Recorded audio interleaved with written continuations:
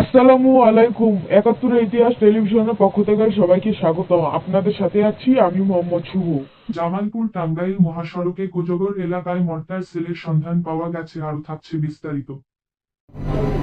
আমি একজন কেন্দ্র ইউনিয়ন ৮ ওয়ার্ডের ইউপি সদস্য।